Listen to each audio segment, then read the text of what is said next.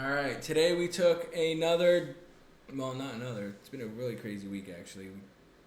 We exit early on Monday because we saw a 15-minute S&T. We won one and lost one yesterday, and then today we won one. So now we're 2 for 2 on the week, but we're still in profit. But I want to go over the trade that we took today. Today we hit a 1 to 1.9 risk to reward on this trade on ES, and I want to go over the reason why I took it. We'll X this out for you guys after you see it. So, X this out, and we'll X this out. Alright, we'll go to the 5-minute time frame because that's what I usually go off of. But today we had news at 10 a.m. Today we had core PCE, price index, and pending home sales. So I waited for price to for news to drop and price to develop first. What I saw is we were coming down into a 4-hour imbalance, and we had all these 4-hour lows that we took out on both indexes. So I was expecting buying pressure out of this area, which we ended up getting. So I waited patiently for that. What I noticed first, I'll X this out for you here and this here.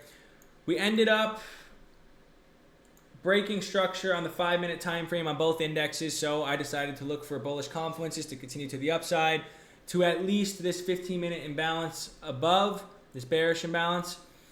So what I did is I saw that on the 5-minute time frame on NASDAQ, we ended up invalidating the 5-minute bearish imbalance and breaking structure to the upside. Usually when I see that, that gives me then the idea that, I don't know, I might be wrong in this, but this is what I've learned over time as being in the markets and just having experience in the markets. When we break structure to the upside and invalidate a 5-minute fair value gap, I've noticed that gives us the potential to go up and fill a higher time frame imbalance above. So above we had that 15-minute imbalance. So I believe that since we invalidated the 5-minute and had a break of structure, I thought that we'd have the potential to go up and take out that 15-minute imbalance above or fill it at least halfway to the 50% level. But we had a 15-minute high and that 15-minute imbalance above. My first take profit was at the 15-minute high, and the second take profit would have been at the 50% level. But I decided to take the trade on ES because on NASDAQ, we didn't retrace back into a fair value gap first. We did, as you can see here, which would have been a good entry. But on ES, I saw that we were respecting a fair value gap first, but we didn't disrespect the 5-minute imbalance yet on ES, so I knew it was lagging a little bit. So what I decided to do is I wanted to enter on ES since I thought it was lagging. We could see for my entry right here, where's it at? Yeah, I entered off this fair value gap. So we didn't break structure. We broke structure on the 5-minute on ES, but we didn't invalidate the 5-minute fair value gap, but we invalidated and broke structure on NASDAQ. So I decided to take the trade on ES because I thought we were lagging and it had a better risk to reward. So what I did is I waited for price to, I scaled down into the 1 minute because I wanted a little bit more confirmation since we didn't invalidate the 5-minute imbalance on ES, but we did on NASDAQ again. I went down to the 1 minute time frame. I looked for a fair value gap or equilibrium fill. I saw we filled this fair value gap, and I entered off of this candle right here. I'll show you. I think I got in around 89. I entered a little bit prematurely, I'll be honest, because I saw we were having a big candle up. I entered around this area. First take profit was here. Let's see my entry. 489. Yep, and then I put my stop loss where the fair value gap was created, so it was right by this yellow line, as you can see. And then my first take profit was at these highs, and then originally I had my second take profit at these 15-minute highs up here, but I decided to take profit, 75% of my profit at this first take profit level, because on NASDAQ we came up and took out those 15-minute highs, and then we started showing selling pressure to the downside. So I had one runner up to the 15-minute highs, but I decided to put my, I trailed my stop loss underneath the lows. Price ended up coming back down, taking out my full stop loss, and ended up taking me fully out of the position. So my full take profit was basically at these highs right here, which was I believe it was a 1 to 1.9 risk to reward on the trade. So my stop loss was a little bit lower. I'll be totally honest with you guys, and yeah, the trade ended up playing out in my direction.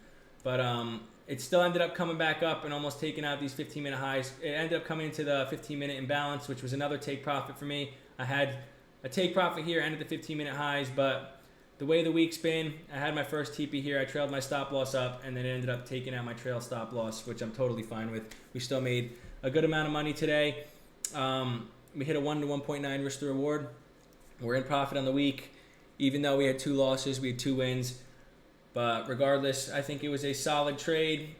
Patience paid off on this trade today. But the reason why, again, I took the trade on ES is because I thought it had a better risk to reward on NASDAQ. If I was going to take the trade on NASDAQ, this would have been my risk to reward that entered off this candle.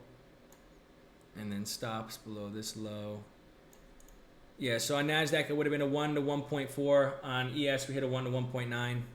I thought the risk to reward was better on ES. It ended up playing out, which is good, and it is what it is. So at the end of the day, I think I made around $309 per account on my 4 PA accounts. So it was around $1,200 today. I'll take that. Again, I'm not dealing with a lot of capital right now. I'm trying to build up to 20 accounts and keep my 4 PA accounts at a level where I could just keep taking out money monthly and just stay in a comfortable situation. So, well, as we could see live, that it just ended up taking our full take profit, which would have been nice. But it is what it is. But regardless, I think we called out a good trade today. We made some money for the people in the Discord. If you guys want to join the Discord, it still is free. There's no money to enter it. You guys can come watch me trade live every morning. We have a great community. We're trying to keep the community growing. I'm going to keep posting these trading recaps for you guys like I promised. And we'll get on with the rest of the week. Tomorrow, I'm not 100% sure on trading. I'll probably get on the charts and on the live. But we do have PMI news at 10 a.m. I'm most likely not going to trade that, but I want to see what price gives us. But Friday, I'm definitely not going to trade because we have FOMC, I'm pretty sure, non-farm payroll, I forget. So I'm not going to trade on Friday. But other than that, good day, still profitable on the week, and we're just going to keep pushing slowly. But appreciate it. Hopefully you guys learned a little bit watching this trading recap. These trading recaps help me go back because, again, I journal. But, again, I'd rather get video proof of me taking this stuff and explaining it instead of me writing it down because I can go back and look at it also. So hopefully you guys learned a little bit. We'll keep posting these, and I appreciate it.